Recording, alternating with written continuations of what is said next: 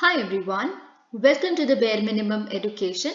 तो आज हम डिस्कस करेंगे 22 अक्टूबर 2022 की द हिंदू और द इंडियन एक्सप्रेस का न्यूज़पेपर एनालिसिस।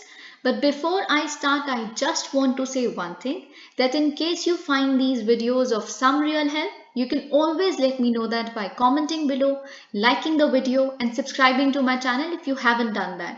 और आज की वीडियो कंपैरेटिवली थोड़ी सी शॉर्ट होगी क्योंकि इंडियन एक्सप्रेस के न्यूज़पेपर में बहुत कुछ खास आया नहीं है। आई बिलीव दिवाली हॉलीडेज के वजह से बहुत सारे intellectuals are also on their holidays and hence nothing specific is happening. पर जो आर्टिकल्स द हिंदू के हैं वो बहुत इंपॉर्टेंट है, कम है पर बहुत ज्यादा इंपॉर्टेंट है। Alright, so let's get started. Paddy pellet scheme does not account for production cost says entrepreneur. तो देखिए क्या है, आपको पता होगा जब हमने डिस्कस किया था यूनियन एनवायरनमेंट मिनिस्ट्री द्वारा अनाउंस की गई एक स्कीम पैडी पेलेट स्कीम। तो वो स्कीम बेसिकली क्या कर रही थी, उसका एम ये था कि इंसेंटिवाइज किया जाए एंटरप्रेन्योर्स और छोटे छोटे बिजनेसमैन को या बिजनेस पर्सन्स को कि वो मैन्युफैक्चर करें पैडी स्टबल जो होता है, जो भूसा या इस तरह की जो चीज़ें बच जाती हैं, बाई प्रोडक्ट्स होते हैं जो फार्मिंग के, उसको यूज़ करके, मतलब पैडी की ही फार्मिंग के, उसको यूज़ करके मैन्युफैक्चर किया जाए पैलेट्स को। पैलेट्स क्या होते हैं, राउंड छोटे छोटे से, जिन्हें हम बेसिकली राउंडेड बॉडीज कहते हैं, राइट।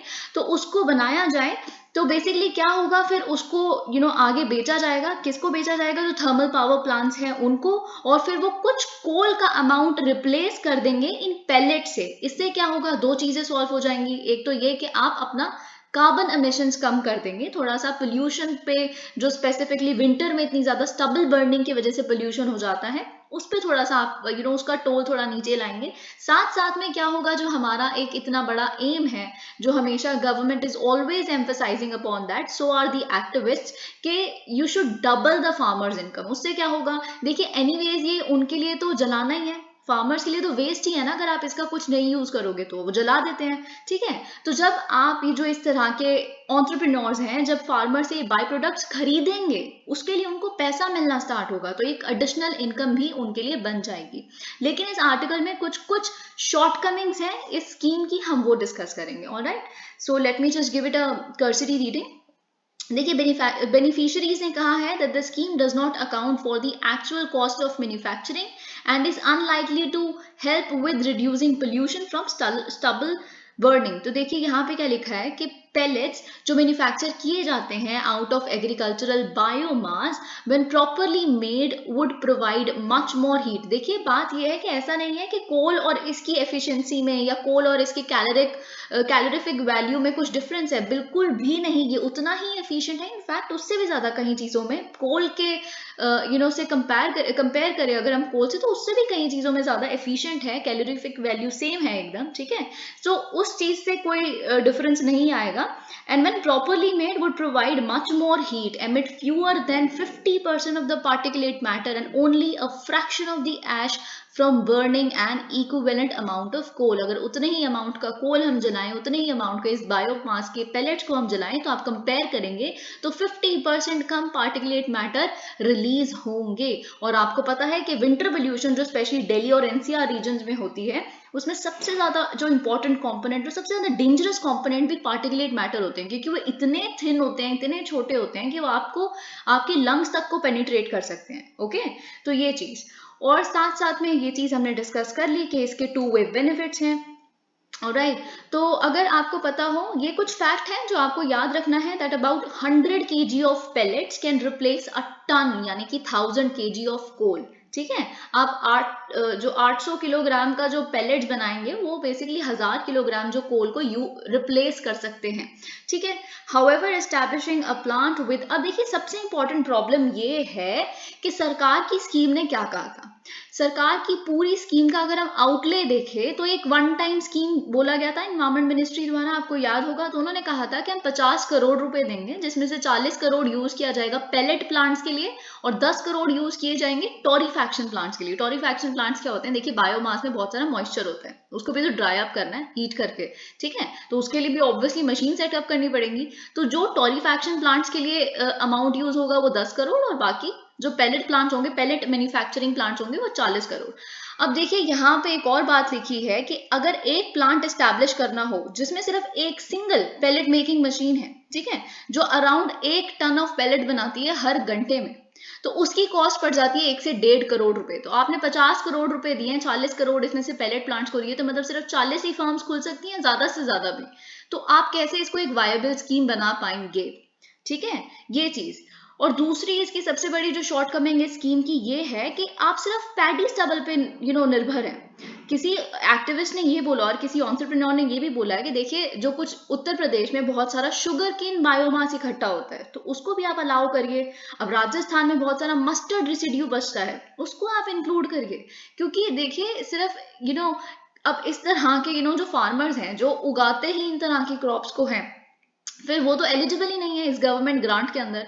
या फिर जो एंटरप्रेन्योर्स इनसे लेके अपना पैलेट्स बनाएंगे वो भी एलिजिबल नहीं है सब्सिडाइज करने के लिए, ठीक है। तो अब देखिए एक साथ साथ में सीपीसीबी क्या है, सेंट्रल पोल्यूशन कंट्रोल बोर्ड, जो बेसिकली स्कीम को मैनेज कर रही है, उन्होंने ये बोला है देखिए स्कीम का इंटेंट था भी नहीं कि हम एंटायरली सब्सिडाइज कर दें हर प्लांट को, हमको तो बस सिर्फ इंड्यूस करना था, ठीक है, कि ऐसे तरह के जो एस्पिरेंट एंटरप्रेन्योर्स हैं या बहुत सीरियस एंटरप्रेन्योर्स हैं जो इस चीज को बहुत सीरियसली लेना चाहते हैं, वो इसमें काम करें। हम पूरी तरह से तो सब्सिडाइज करने की बात भी नहीं कर रहे, हमें भी पता है 50 करोड़ बहुत छोटा अमाउंट है, ओके। तो ये चीज इन्होंने कही है। Do not ignore food insecurity in country, activist tell centre. देखिए क्या हुआ है, ग्लोबल हंगर इंडेक्स में हमारी रैंक 107 आई है, उसके पीछे जितने भी पॉलिटिकल ओवरटोन्स थे, अंडरटोन्स थे, हमने सब डिस्कस कर लिए, ठीक है। लेकिन ये चीज यहाँ समाप्त नहीं होती है। Every single day somebody is writing on this topic, right?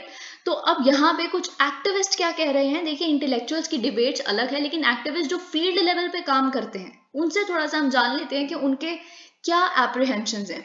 देखिए आपको पता है कि सेंटर ने जो हमारी मिनिस्टर हैं विमेन एंड चाइल्ड डेवलपमेंट की, उन्होंने क्या कहा है, मिसेस स्मृति ईरानी जी, उन्होंने क्या कहा है, ये तो बिल्कुल बेकार है। Global hunger index is not even a reliable index जो बता सके, ये हंगर का पैरामीटर ही नहीं है। इसमें जो 4 में से 3 पैरामीटर्स हैं वो तो चाइल्ड के ऊपर निर्भर है। तो पूरी पॉपुलेशन हंगर का आप कैसे वो बता सकते हैं कि पूरी पॉपुलेशन हंगर से बहुत ज्यादा पीड़ित है, ठीक है। तो जब 3 जो इंडिकेटर्स रिलायबल नहीं है, और भी बहुत तरह की चीजें उन्होंने बोली कि सैंपल साइज इतना छोटा है, सिर्फ 3000 लोगों से आपने क्वेश्चंस पूछ लिए कुछ और आप बता देंगे कि भारत पूरा बहुत ज्यादा भूखा है, ऐसे कैसे बता सकते हैं आप, ठीक है। बहुत तरह के एलिगेशन सेंटर ने लगाए हैं, और ये सिर्फ इस बार नहीं हो रहा, पिछले साल भी ऐसा ही हुआ था कि उन्होंने ग्लोबल हंगर इंडेक्स के डेटा को बिल्कुल रिब्यूक कर दिया था हमारी सरकार ने, ठीक है।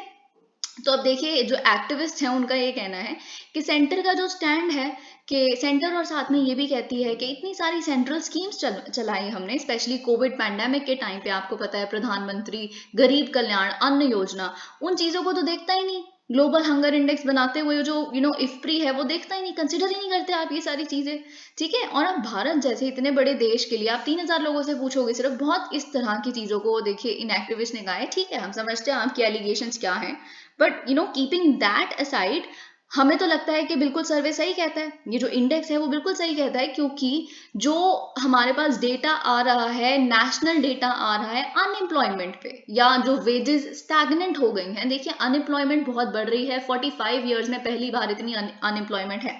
ये तो डेटा सरकार के ही कुछ ऑटोनोमस ऑर्गेनाइजेशन ने निकाला है, ठीक है। तो इसको तो आप नहीं झुटला सकते। अब अनएम्प्लॉयमेंट है तो ऑब्वियसली जब कमाने कुछ पैसा नहीं है आपके पास, तो बच्चों को कैसे फीड करोगे आप प्रॉपरली, या फिर हंगर तो अनएम्प्लॉयमेंट से ही रिलेटेड है, इनका ये कहना है, ठीक है। तो इन्होंने बोला है कि ऐसे तो वैलिडेट हो जाता है, क्योंकि आप ही का डेटा ये कहता है कि अनएम्प्लॉयमेंट बहुत ज्यादा है हमारी कंट्री में, तो हंगर तो होएगी। So that is how it gets validated. तो आपका जो काउंटर आर्ग्यूमेंट है सरकार का वो बेकार है। और साथ में इन्होंने बोला है कि देखिए फूड सिक्योरिटी बहुत ही ज्यादा डिटोरिएट हो रही है हमारी कंट्री में, both in terms of quantity as well as quality. अब देखिए क्वांटिटी क्या होता है, amount of food, right, amount of food available और सप्लाइड, ओके, इन स्टॉक्स, ठीक है। और क्वालिटी क्या होता है, क्वालिटी क्या होता है, देखिए स्पेशली न्यूट्रिएंट कंटेंट कितना है आपके जो आप फूड ग्रेन्स दे रहे हैं उसमें, अच्छा न्यूट्रिएंट कंटेंट है कि नहीं है, और राइट। और कभी कभी बहुत सारी चीजें होती हैं जो हमारे स्टॉक में सड़ जाती हैं पड़े पड़े, all of that these concerns are also important compare to the pre covid period for about 41% of the population. Alright, the activists urged the center to stop inadequate policy response to address the problem. देखिए उन्होंने बोला है कि आपका response बहुत इनएडिक्वेट है, problem बहुत बड़ी है, आप छोटे छोटे स्कीम से या एडहॉक मेजर्स लेके नहीं इसको सॉल्व कर सकते, आपको एक कॉम्प्रिहेंसिव मेथोडोलॉजी अपनाइए और इस चीज को पहली बात एक्सेप्ट करिए कि हंगर है हमारी कंट्री में, ठीक है, at the earliest possible time. और साथ ही में आप देखिए सबसे बड़ी प्रॉब्लम क्या है, आप सबसे पहले करें सेंसस को कंक्लूड करवाएं ताकि पता चले कि कितने लोगों के पास राशन कार्ड्स हैं जो फ्री राशन अवेल कर सकते हैं पीडीएस शॉप से, ठीक है। जब तक आपके पास इस चीज के ऊपर प्रॉपर नहीं है data, how will you work on it, आप किस तरह की पॉलिसीज अपनाएंगे, ठीक है। और एक्टिविस्ट का ये कहना है कि 12 करोड़ लोग ऐसे हैं हमारी कंट्री में who have not been enrolled in ration cards। 12 crore is not a small number, okay। तो आप देख सकते हैं conclusion of census is definitely very important। अब देखिए ये कुछ बहुत इंपॉर्टेंट नहीं है, बट सिक्योरिटी के जो आंसर्स होते हैं, this can actually act as a brownie point for you अगर आप इस चीज को मेंशन कर देते हैं, ठीक है। क्योंकि जिस तरह से मॉडर्नाइजेशन ऑफ अगर वेपन्स इंपॉर्टेंट है, तो उसी सेम तरह से जो रिमोट एरियाज हैं वहाँ की डेवलपमेंट, वहाँ के जो विलेजेस हैं जो बिल्कुल बॉर्डर एरियाज पे स्थित हैं, वहाँ पे availability of MTNL, internet and all of that is also important. साथ ही साथ में आर्मी जो पर्सनल है वहां पे जो डिप्लॉय किए जाते हैं उनका स्टैंडर्ड ऑफ लिविंग इंश्योर करना। ऐसा नहीं है कि जी ये जो प्रथा चली आ रही है, नहीं, दे हैव टू, मतलब उसके लिए भी आप नेशनलिज्म को कॉम्पनसेट कर दे कि नहीं यही तो नेशनलिज्म है, that you go there and live in extreme conditions and that way you contribute to nation building or security of nation। इस तरह की चीजें देखिए बहुत अच्छी बात है। of course we cannot even think of the sacrifices that our army personnel make, but the fact is make it easier, make their job a little easier for them as well। और इसके लिए army क्या कर रही है वो हम देखते हैं, smarter army post to improve living conditions of troops. अब देखिए एक पायलट प्रोजेक्ट चालू किया गया है, कहाँ पे, ईस्टर्न हिमालयाज में, लद्दाख वाला रीजन की हम बात कर रहे हैं, to usher in smarter facilities for raising the living standards of troops posted along the border with China। ठीक है, चाइना वाला बॉर्डर जो हमने लद्दाख की अभी बात की, उस पर एक पायलट प्रोजेक्ट चल रहा है जिसमें आर्मी इंजीनियर्स ने क्या किया है, उन्होंने कुछ मटेरियल्स का मिक्सचर किया है, मिक्सचर बनाया है जिसमें बैम्बू और जितने भी कुछ स्टोन्स, कुछ तरह के स्पेसिफिक जितने भी लोकली अवेलेबल रिसोर्सेज हैं, ठीक है, उसको मिक्स करके आर्मी इंजीनियर्स ने, देखिए बहुत बार हम समझते हैं जो सिविलियन पोस्ट है आर्मी में वो बहुत इंपॉर्टेंट है, जिस तरह के फार्मासिस्ट चाहिए, जिस तरह के आर्मी में डॉक्टर्स चाहिए, वो भी उतनी ही रिस्पेक्ट एंडो करते हैं हमारे पार्ट पे जितने की personal, because they are also there 24/7 ready to treat them, 24/7 ready to, ऐसा वहां पे अटैक होगा तो ये सिविलियन पोस्ट वाले लोग बच जाएंगे, ऐसा कुछ नहीं है, ठीक है। सो आर इंजीनियर्स भी इंपॉर्टेंट है।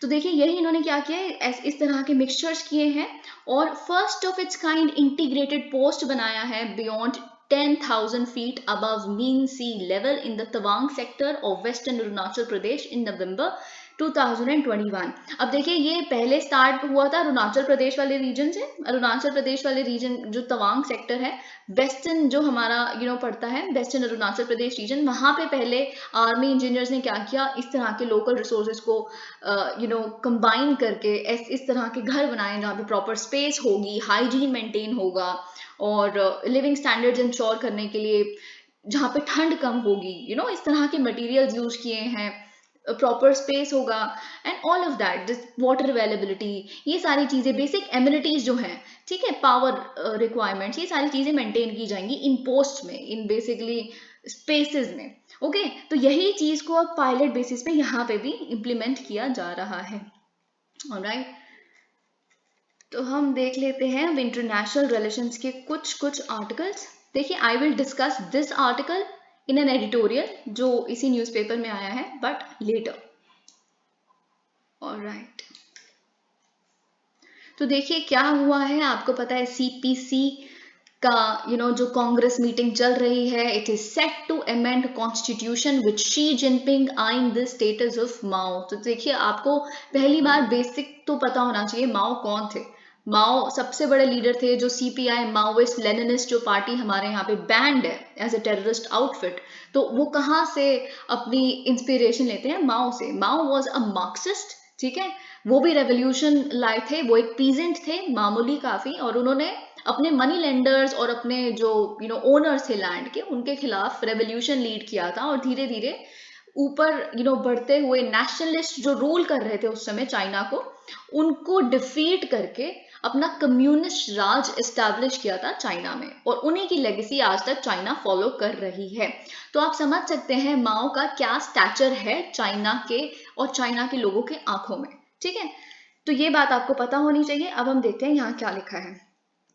देखिए सैटरडे यानी कि आज क्या होने वाला है, जो चाइना की रूलिंग कम्युनिस्ट पार्टी है वो अपने कॉन्स्टिट्यूशन को अमेंड करने वाली है। ठीक है, तो वो क्या करने वाले हैं, बेसिकली जो अभी चाइनीज प्रेसिडेंट हैं शी जिनपिंग, उनको अब वो देखिए माओ को जो स्टेटस दिया गया था, जिस तरह से मैंने आपको बताया माओ का क्या स्टेटस था, उनके बिल्कुल इक्विवेलेंट स्टेटस देने की कोशिश कर रहे हैं। जो आज तक माओ के बाद कितने लीडर्स आ चुके हैं, राइट, अभी तक किसी को भी नहीं दिया गया उनके तरह का स्टैचर, उनके तरह का स्टेटस किसी को नहीं दिया गया। तो आप सोचिए शी जिनपिंग कितने ज्यादा एग्रेसिव रूलर हैं, किस तरह का, जिस तरह के इन्होंने अपनी कांग्रेस में वीडियोग्राफी चलाई कि हमने गलवान क्लैश में देखिए क्या किया भारत के साथ, और हमने किस तरह की वुल्फ वॉरियर डिप्लोमेसी के माध्यम से एक फाइटिंग स्पिरिट रिटेन की है। सारे जो वेस्टर्न पावर्स हैं और ये क्वाड बना लेते हैं, ऑकर्स बना लेते हैं, उसके अगेंस्ट एकदम दृढ़ खड़े हैं, and we will not budge even an inch as far as the question of security is concern, sovereignty is concern. ठीक है, ये इस तरह से शी जिनपिंग का जो स्टेट मीडिया जो प्रोपेगेंडा पूरे दिन रात चलाती रहती है अपने चाइनीज पीपल के लिए, ऑब्वियसली फिर आपके दिमाग में यही बैठ जाएगा शी नहीं तो कोई नहीं, she is the one who actually has made China what China is today, number 2 economic power, set to become the number 1 economic power and all of that। ठीक है, तो अब देखिए चाइनीज प्रेसिडेंट शी जिनपिंग को अब state media ने क्या बोलना शुरू कर दिया, पीपल्स लीडर, जो इस जो माओ के बाद किसी लीडर के लिए यूज नहीं किया गया, पीपल्स लीडर यानी लोगों का लीडर। ठीक है, अब देखिए जो माओ था, जो चेयरमैन की पोस्ट होती है ना वो बहुत रेयर थी, माओ को चेयरमैन की पोस्ट दी गई थी कम्युनिस्ट पार्टी की। अभी शी कौन है, he is the general secretary of the communist party. ठीक है, तो चेयरमैन की पोस्ट मिलेगी कि नहीं मिलेगी वो तो हम कल डिस्कस करते हैं, क्योंकि कल न्यूज़पेपर्स में आ जाएगा कि क्या एक्चुअल में अमेंडमेंट की गई, क्या वर्डिंग्स थी एंड ऑल ऑफ दैट। पर अभी साथ में उनको क्या बोला जाता था, माओ को ग्रेट हेल्म्समैन और ग्रेट लीडर।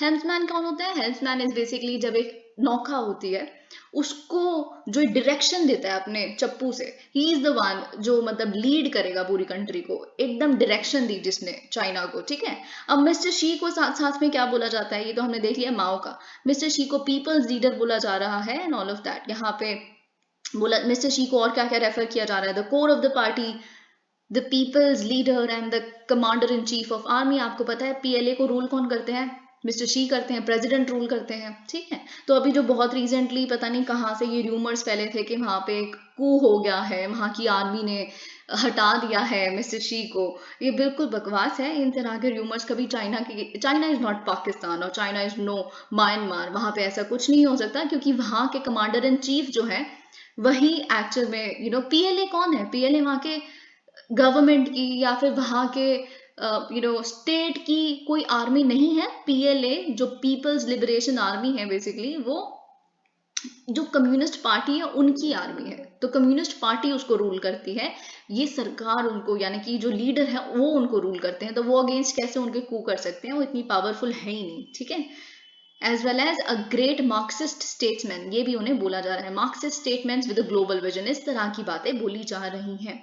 ओके, तो देखिए फाइनली क्या है, मिस जो कॉन्स्टिट्यूशनल अमेंडमेंट की जाएगी उसमें हम देखते हैं किस तरह का कोर स्टेटस, जो इससे पहले सिर्फ माओ के लिए यूज किया गया है, कोर ऑफ द पार्टी, ये वर्ड सिर्फ और सिर्फ माओ के लिए यूज किया गया था। देखते हैं इस तरह की अमेंडमेंट होती है कि नहीं।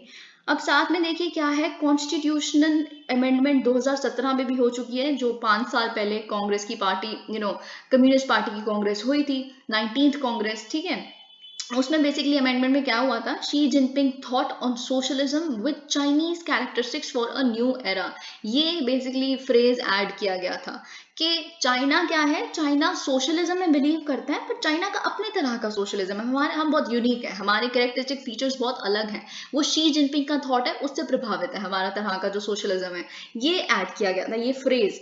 ठीक है, अब साथ ही में हम क्या देख रहे हैं, the amendment will fully embody the latest achievements in adapting Marxism to the Chinese context and to the needs of the times। अब देखिए मार्क्सिज्म जिस टाइम पे मार्क्स ने अपनी आइडियोलॉजी दी थी वो टाइम बहुत पुराना था।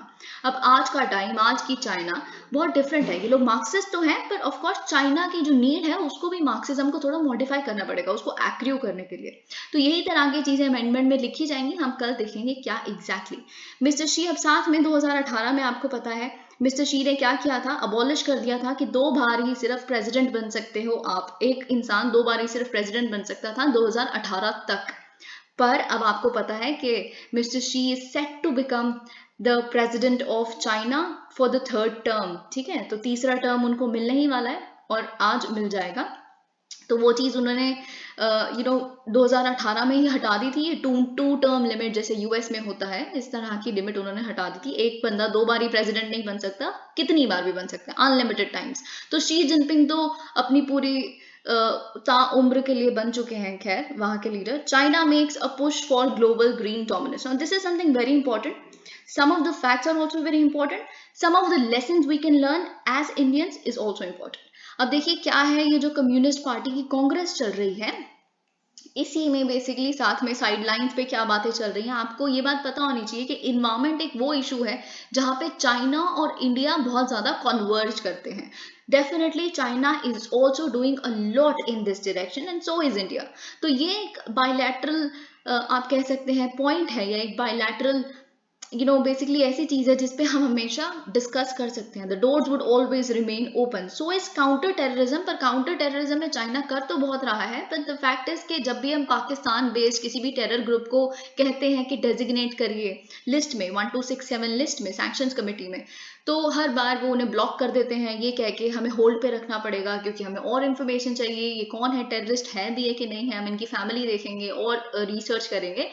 क्योंकि पाकिस्तान और चाइना बहुत अच्छे फ्रेंड्स हैं। तो मतलब क्या हुआ, आप सिलेक्टिव हैं काउंटर टेररिज्म को लेके, आप पाकिस्तान के खिलाफ कुछ नहीं करेंगे पर वैसे आप काउंटर टेररिज्म को प्रमोट करते हैं। ठीक है, so let's see what is written here. A pledge to advance the energy revolution at Chinese ongoing Communist Party Congress has underlined Beijing's growing global ambitions to position itself a dominant player in emerging renewable industries। तो इन्होंने कहा है कि हम advance करेंगे अपने इस energy revolution को। अब देखिए ये बात आपको पता होनी चाहिए कि चाइना इस टाइम पे क्या है, संसार का सबसे बड़ा प्रोड्यूसर और कंज्यूमर रिन्यूएबल एनर्जी और उसके न्यू एनर्जी व्हीकल्स जितने भी रिन्यूएबल एनर्जी बेस्ड हैं। ठीक है, अब इन्होंने अगले 5 साल में बोला है कि हम थरली एडवांस करेंगे अपने इस एनर्जी रेवोल्यूशन को। Alright, mister she earlier announce that China would, अब देखिए हमने क्या बोला है, हम कार्बन न्यूट्रलिटी कब अटेन करेंगे, 2070, और चाइना ने कहा है कि हम कार्बन न्यूट्रलिटी 2060 तक अचीव कर लेंगे। कार्बन न्यूट्रलिटी कितना होता है, कार्बन न्यूट्रलिटी का मतलब ये नहीं है कि आप जीरो एमिशन छोड़ेंगे हवा में या एटमॉस्फेयर में। कार्बन न्यूट्रलिटी का मतलब ये है कि आप जितना एमिट कर रहे हैं उतना अब्जॉर्ब भी कर रहे हैं आपकी कंट्री में बेस्ड कार्बन सिंक्स, यानी कि जितना आपके व्हीकल्स या जिस तरह के भी एमिशंस हो रहे हैं, कोई भी सोर्स हो, जितना एमिट हो रहा है उतना ही एफॉरेस्टेशन आपने की है ताकि जो कार्बन सिंक की तरह एक्ट कर सके। आपको पता है वो CO2 इनटेक करते हैं और ऑक्सीजन रिलीज करते हैं, जो प्लांट्स हैं, ट्रीज हैं। ऑलराइट, तो इन्होंने 2060 का दिया है। I am not able to read what is written here. Okay, तो यहाँ पे साथ साथ में और क्या लिखा है हम वो भी देख लेते हैं। While emissions would peak by 2030, देखिए पूरे वर्ल्ड के अगर हम डेटा की बात करें तो तब भी जो emissions पीक करेंगे वो 2030 तक करेंगे और चाइना के केस में भी 2030 तक ही करेंगे। देखिए emissions जितनी जल्दी पीक कर जाएं उतना अच्छा है।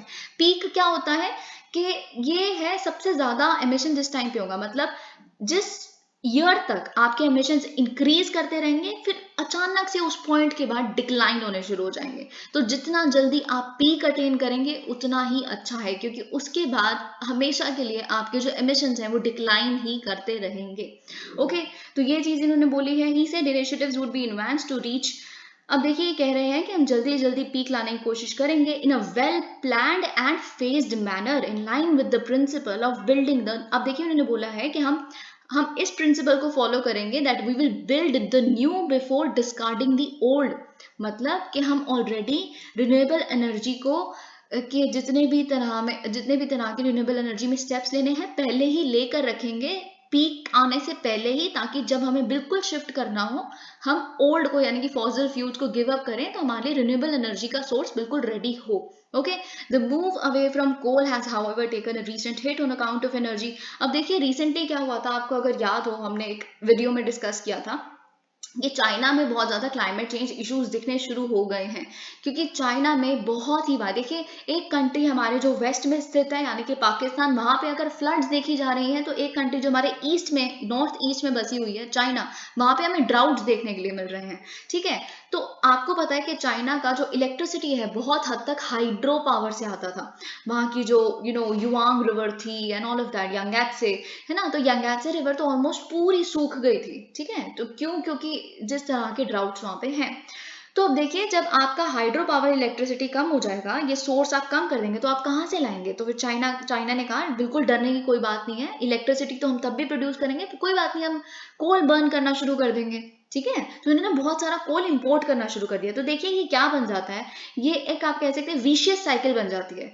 आप क्या करेंगे, ड्राउट्स आए, फिर उसके बाद आपने कहा कोई बात नहीं, इलेक्ट्रिसिटी की कमी नहीं होगी, तो हम क्या करेंगे, कोल बर्न करेंगे इलेक्ट्रिसिटी प्रोड्यूस करने के लिए. तो आपने कोल बर्न किया, फिर कोल बर्न किया, तो और क्लाइमेट चेंज आएगा, और क्लाइमेट चेंज आएगा तो और ड्राउट्स आएंगे. So this will never stop. ठीक है, तो ये चीज एक कुछ थ्रेटनिंग है, पर इन्होंने बोला है कि ठीक है, अभी हमने एनर्जी शॉर्टेजेस थी तो हमने कोल बर्न कर लिया, लेकिन अगर हम ब्रॉड लॉन्ग टर्म ट्रेंड देखें, यही चलेगा कि हम रिन्यूएबल एनर्जी को शिफ्ट कर रहे हैं. Installed capacity of wind, solar, water and biomass also ranked first in the world. ये बात आपको पता होनी चाहिए.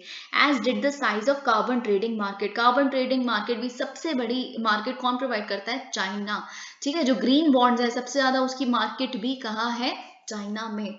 ओके, अब देखिए साथ में क्या है सबसे बड़ा संसार का इनके पास, चाइना के पास है सबसे बड़ी इलेक्ट्रिक व्हीकल मार्केट भी. ऑलराइट, और इसीलिए तो अफगानिस्तान के साथ ये बहुत ज्यादा डील करना चाहते हैं, क्योंकि अफगानिस्तान के पास क्या है, अफगानिस्तान के पास बहुत सारा लिथियम है जो अनटैप्ड है अभी. तो अब अफगानिस्तान के साथ जब you will be friends with that country, what you would do is आप उनके साथ डील साइन करेंगे, 400 बिलियन डील जो आप ईरान के साथ साइन करते हैं, इस तरह की डील साइन करेंगे और उनको कहेंगे आप लिथियम देते रहिए, इलेक्ट्रिक व्हीकल्स हम प्रोड्यूस करते रहेंगे, इस तरह के सेमीकंडक्टर्स वगैरह भी हम बनाते रहेंगे, इलेक्ट्रिक सेंस में कह रही हूँ मैं, जिस तरह के कर रहे हैं, and we will then become the global leaders in that. US Russian defence officials hold talks. तो फाइनली क्या हुआ है, दूसरी बार टॉक्स हुई हैं, रशिया के डिफेंस मिनिस्टर और उनके यूएस काउंटर पार्ट ऑस्टिन के बीच में फोन कॉल हुई है, दूसरी बार जब से इन्होंने इन्वेजन देखा है यूक्रेन में. तो इन्होंने बोला है कि हमने इंटरनेशनल सिक्योरिटी को डिस्कस किया और यूक्रेन की सिचुएशन को भी डिस्कस किया, लेकिन क्या डिस्कस किया एग्जैक्टली वो हमें नहीं पता. साथ साथ में देखिए कीव यानी कि यूक्रेन किस चीज की एलिगेशन लगा रहा है रशिया पे, कि Russia is planning to destroy a hydro electric dam in the southern Kherson region.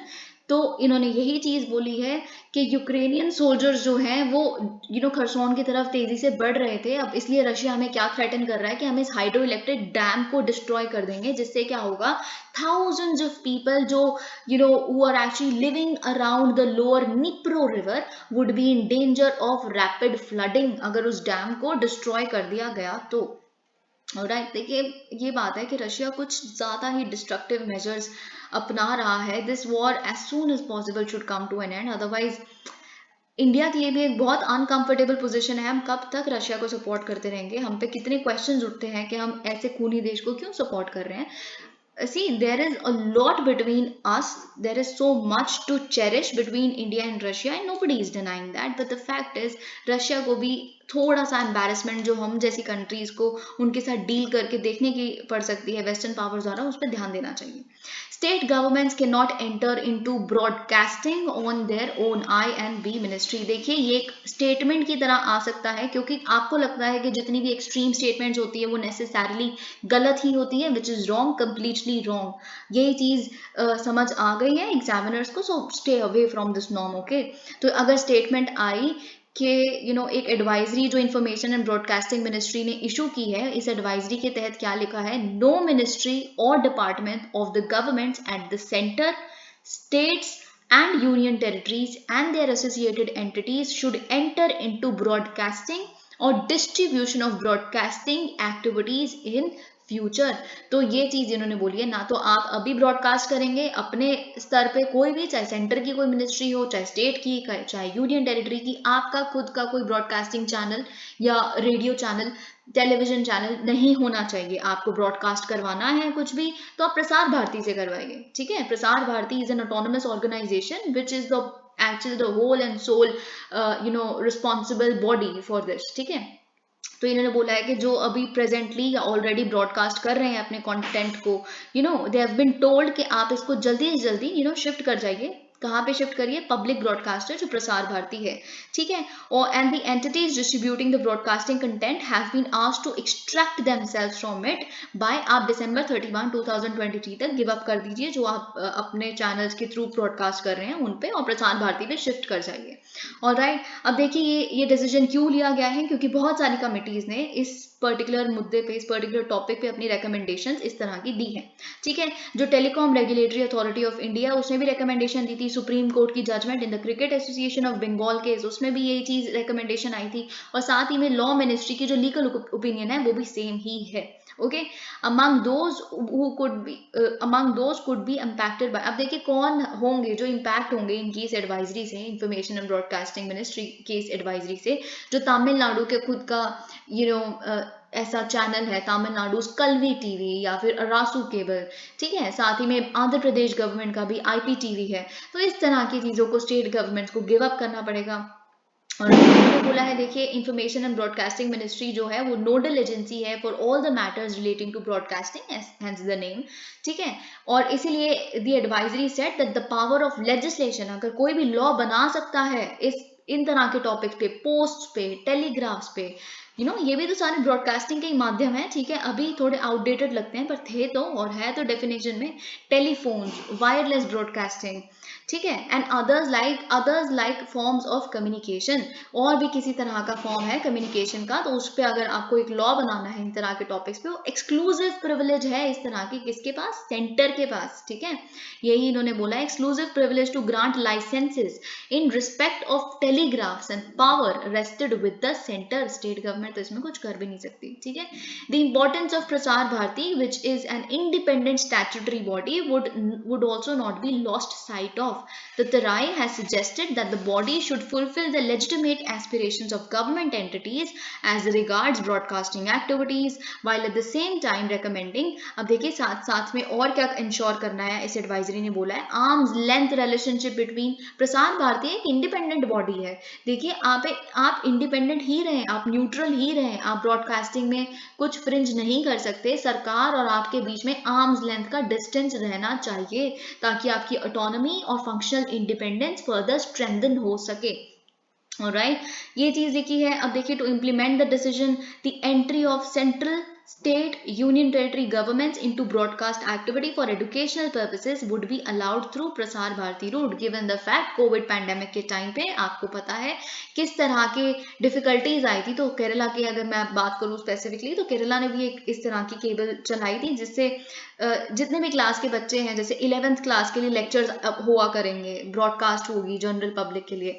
तो अगर एजुकेशनल कंटेंट को जब आपको ब्रॉडकास्ट करना है तो उसमें तो सरकार की एंट्री बहुत जरूरी है, राइट। तो लेकिन आप वो भी प्रसार भारती जो होल एंड सोल ब्रॉडकास्टर है उसी के माध्यम से कर सकते हैं। तब तक जब तक ये सारी चीजें हो नहीं जाती, तब तक तो आप एजुकेशनल चैनल्स अगर चला रहे हैं, इस तरह के स्केड्यूल्ड प्रोग्राम्स जो चला रहे हैं, आप तब तक कंटिन्यू कर सकते हैं जब तक प्रॉपरली एक मैकेनिज्म नहीं डेवलप कर लिया जाता कि कैसे एंट्री अलाउ की जाएगी, ओके, गवर्नमेंट्स की एजुकेशनल कंटेंट को ब्रॉडकास्ट करने के लिए। Supreme court refuses man's petition seeking to be appointed at president. अब देखिए ये तो इतना अजीब, I do not know what should I actually call it, but supreme court ने फ्राइडे को ब्लैंकली रिफ्यूज कर दिया है एक PIL जो डाली थी एक इंसान ने, उनका नाम है, if I am not wrong, Kishore Jagannath Sawant. इन्होंने कहा था, देखिए आप क्या करिए mister Supreme Court, what you do is आप डायरेक्ट कर दीजिए सरकार को कि मुझे एक अनडिस्प्यूटेड कैंडिडेट बना दें और प्रेसिडेंशियल इलेक्शंस 2022 के प्रेसिडेंशियल इलेक्शंस जो हुए हैं उसके लिए इन्होंने ये चीज कही थी। तो इन्होंने बोला कि आप मुझे प्रेसिडेंट बना दें और कोई ऑपोजिशन भी मेरा ना हो, और फिर मुझे सैलरी भी वही मिले जो प्रेसिडेंट्स को मिल रही है 2004 के बाद से, ठीक है। तो फिर जब अब इन्होंने क्या बोला है, DY Chandrachud being DY Chandrachud, इन्होंने ये बोला कि आपके पास इतनी बकवास करने का टाइम है। Alright, Mr. Sawant who appeared in person claimed in court, देखिए मिस्टर सावंत ने कहा कि मतलब अगर मेरे को आपने बना दिया ना प्रेसिडेंट, तो फिर जो डेमोक्रेटिक कॉन्स्टिट्यूशन है कंट्री का, उसमें एकदम हम रीडिफाइन कर दूंगा मैं उसके बेसिक एथोस को, मतलब आई विल एक्चुअली द काया पलट कर दूंगा of this country and all of that, ठीक है। तो ये चीज़, तो यहाँ पे इन्होंने बोला कि और वैसे भी कॉन्स्टिट्यूशन तो यही कहता है ना कि हर एक सिटीजन को राइट है टू कॉन्टेस्ट गवर्नमेंट पॉलिसीज या फिर किसी भी पोस्ट के लिए कॉन्टेस्ट करना है, ऑल ऑफ दैट। तो इस पे रिप्लाई करते हुए जस्टिस चंद्रचूड़ ने कहा है, ठीक है, आपके पास जैसे ये राइट है वैसी हमारी ड्यूटी है डिसाइड करने की। You have no right to file frivolous petitions, इस तरह की फ्रिवलेस पिटिशंस फाइल मत करा करिए। आप बाहर सड़क पे जाके जो स्पीच दे रहे हैं दें, जो बोलना है बोलें, पर do not come to court with such frivolous petitions and occupy public time in such nonsense matters। ठीक है, कि हमें प्रेसिडेंट बना दो, हम देश को पता नहीं कहाँ ले जाएंगे। Tejas to be integrated with BrahMos NG missile in a few years, तो क्या होने वाला है अगले कुछ सालों में, जो indigenous light combat aircraft Tejas जिसका नाम है, it will be able to carry and launch the BrahMos supersonic cruise missile. Right, अभी हम Su-30 MKI को यूज करते हैं, पर हम रिप्लेस करना चाहते हैं इनको तेजस के साथ। ठीक है, ये पॉसिबल तभी हो पाएगा जब आप ब्रह्मोस का जो करंट वर्जन है उसका एक लाइटर वर्जन बनाए, ठीक है, सुपरसोनिक क्रूज मिसाइल का, जिसे हम ब्रह्मोस NG यानी कि नेक्स्ट जनरेशन बोलेंगे। जब तक ये रेडी नहीं हो जाती तब तक तो पॉसिबल नहीं है। ठीक है, तो ये जो NG वर्जन है ये ऑलमोस्ट हाफ इसका वेट होगा जो करंट एयर लॉन्च्ड वर्जन है, यानी कि करंट मिसाइल है उसके कंपैरेटिवली। हम देख सकते हैं 2.65 टन है, इसको रिड्यूस करके करना पड़ेगा 1.33 टन। ठीक है, तभी तो LCA जो खुद एक लाइट कॉम्बैट एयरक्राफ्ट है वो इसको लॉन्च कर पाएगा। The missile can be launch, अब आपको सुपरसोनिक क्रूज मिसाइल यानी कि ब्रह्मोस के बारे में ये बात पता है, that it can be launch from land, sea, sub sea and air against surface and sea based targets and has been long inducted by Indian armed forces. देखिए ब्रह्मोस का और जो अग्नि, इस तरह के जो लॉन्च या फिर इस तरह के हम कितने टाइम से पढ़ रहे हैं। Okay, ever since we got the GK books in our school time, Supreme Court to examine rising attacks on doctors by disgruntled relatives। देखिए अब ये क्यों इंपॉर्टेंट है, आप सोचेंगे ये तो इट इज नॉट इम्पॉर्टेंट। सबसे पहली बात तो chief justice of India UU Lalit ने इन्हें सुना है, it is an important matter. अब क्यों, देखिए you never know a question on medical sciences, not that you will be asked to quote certain scientific dogmas and all of that, no, but किस तरह से जो मेडिकल कॉलेजेस हैं वहाँ पे सुसाइड का मैटर कितना बड़ा हो गया है, that is an ethical dilemma. साथ ही साथ में डॉक्टर्स के ऊपर जिस तरह के अटैक्स कर देते हैं, अगर कोई डॉक्टर नहीं बचा पाता किसी पेशेंट को तो उनके जो रिलेटिव्स होते हैं वो उन्हें मारने लग पड़ते हैं, उनको थ्रेटन कर देते हैं कि आपने जान ली है हमारे लव्ड वन की। ये एक मैटर है। साथ ही साथ में आपको पता है यूक्रेन से जब हम इतने सारे मेडिकल स्टूडेंट्स को लेके आए और उन्हें बोला गया था वन टाइम मेजर हम देंगे कि आप यहाँ के प्राइवेट कॉलेजेस में भर्ती करवा सकते हैं, पर उनको फिर मना कर दिया गया कि आप जॉर्जिया में कर लो, यूक्रेन में नहीं कर रहे तो आप अर्जेंटीना में कर लो।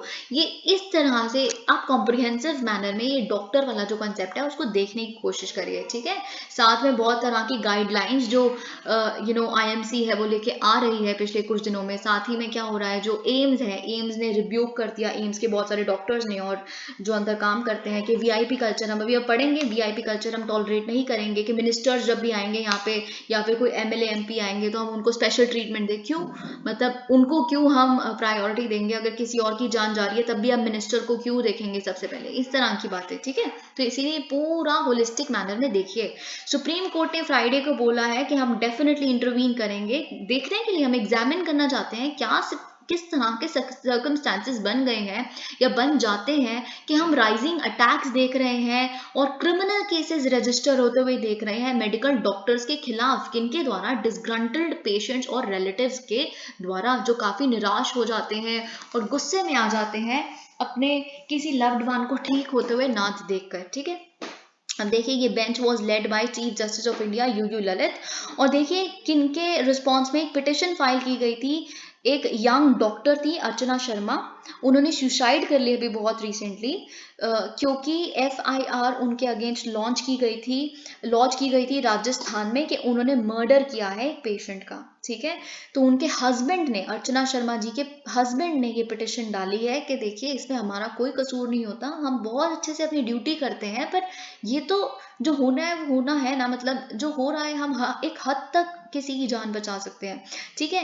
तो एफआईआर जो रजिस्टर की गई थी वो इसलिए की गई थी क्योंकि जो पेशेंट थे, जो अर्चना शर्मा जिनको नहीं बचा पाई, वो हैमरेज की पेशेंट थी, जो अपने बेबी को बर्थ देते ही उनकी डेथ हो गई एक प्राइवेट हॉस्पिटल जो is run by the doctor and her husband who is also a physician, ठीक है। अब बेंच ने बेसिकली एक और, अब देखिए बात यह है, सिर्फ ऐसा नहीं है कि ये पिटिशन आई है तो हमारे सामने ये मामला बाहर आ गया कि देखिए किस तरह की चीजें हो रही हैं। ये ऑलरेडी हम बहुत रिसेंटली हमने खुद ने डिस्कस किया है कि एक और पिटिशन फाइल की गई है दिल्ली डॉक्टर्स फोरम द्वारा, इस तरह के एक्ट्स और वायलेंस जो कमिट की जा रही है मेडिकल प्रोफेशनल्स के खिलाफ। ये भी एक आपके लिए एथिक्स का क्वेश्चन भी बन सकता है। ओके, तो अब नवंबर 23 को के लिए ये केस को लिस्ट किया गया है, उसकी जजमेंट तब आएगी। Okay, so we will discuss it then. Terrorism is the worst form of human rights violation. तो ये मिस्टर अमित शाह ने कहा है, हमारे होम मिनिस्टर ने फ्राइडे को रेकमेंड करते हुए इंटरपोल को, आपको पता है उनकी 90th जनरल असेंबली दिल्ली में जा रही थी, तो उसके दौरान ही मिस्टर शाह ने ये चीज रेकमेंड की है इंटरपोल को कि आप क्या करें, आप परमानेंट काउंटर टेररिज्म और एक permanent anti narcotics real time information exchange platform को सेट करिए।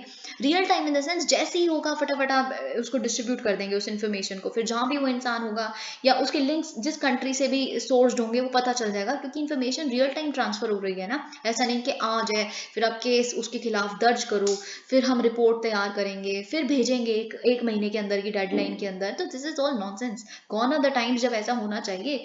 तो इसीलिए इन्होंने बोला। और देखिए बार बार इंटरपोल अपना पल्ला क्यों झाड़ लेता है, हम कहते हैं कि पाकिस्तान ऐसा करता है वैसा करता है, तो इंटरपोल कहता है देखिए हम तो, स्टेट की ड्यूटी है, ये पॉलिसी मैटर है, पॉलिटिक्स का मैटर है, ठीक है, टेररिज्म को डील करना नहीं करना। तो इस पे अमित शाह जी ने कहा है कि देखिए ये पॉलिटिकल प्रॉब्लम नहीं है सिर्फ, ये मतलब जिस तरह की ऑनलाइन रेडिकलाइजेशन हो रही है टेररिस्ट आइडियोलॉजीज की और ये सब कुछ, ये ग्लोबल मैनेस है। तो इसके लिए डेफिनेटली ये बहुत इंपॉर्टेंट है कि हम एक परमानेंट मैकेनिज्म एस्टैब्लिश करें।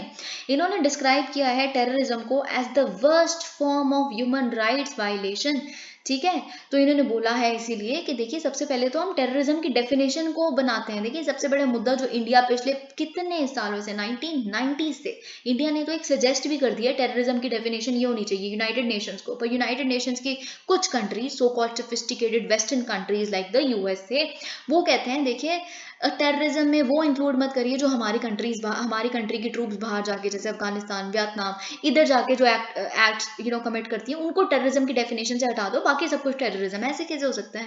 How can that be possible?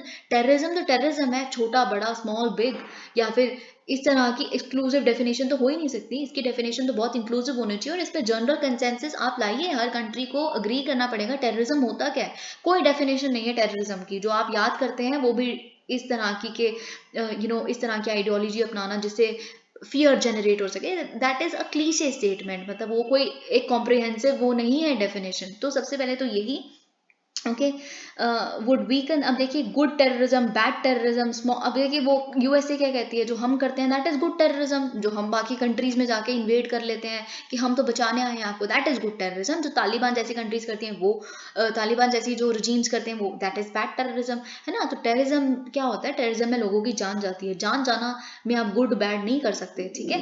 That is human rights violation. अगर आप यही डिफ्रेंशिएट करते रहोगे, फिर जो आपकी फाइट है वो अपने आप कमजोर हो जाएगी अगेंस्ट दिस थ्रेट। ओके, तो ये चीज इन्होंने बोली है। इन्होंने साथ में बोला है कि मैं सजेस्ट करता हूँ इंटरपोल को कि आप प्रिपेयर करें एक plan for the next 50 years. किसके बेसिस पे? जो एक्सपीरियंस और अचीवमेंट आपने पिछले 100 सालों में गेन किया है, उसको पैटर्न को देखिए, समझिए और अगले 50 साल की एक स्ट्रैटेजी के साथ आइए।